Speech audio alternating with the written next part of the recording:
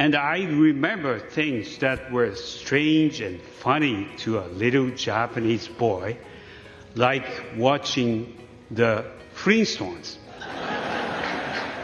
I still miss that show.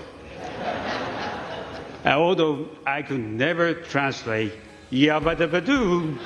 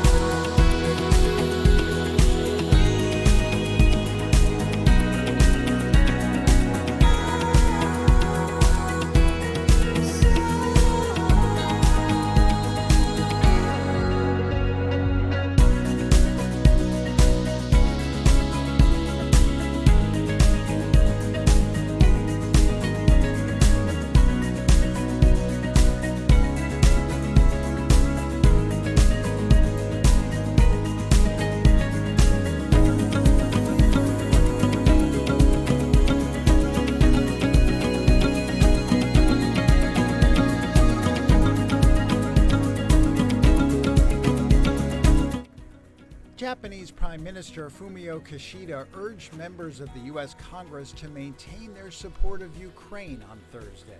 During his address inside the House chamber, he told lawmakers to overcome, quote, self-doubt about America's role on the world stage. The leadership of the United States is indispensable. Without U.S. support, how long before hopes of Ukraine would collapse under the onslaught from Moscow?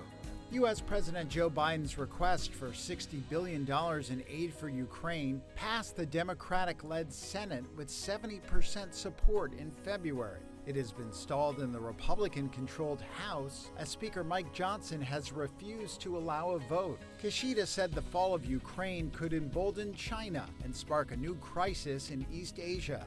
China's current external stance and military actions present unprecedented and the greatest strategic challenge, not only to the peace and security of Japan, but to the peace and stability of the international community at large.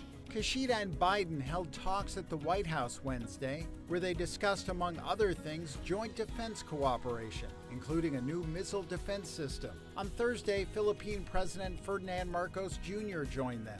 The meeting comes as China steps up pressure on the Philippines and the South China Sea over an area Beijing claims, but international law says belongs to the Philippines. The U.S., Japan, the Philippines, and Australia held joint maritime exercises in the South China Sea Sunday ahead of this summit.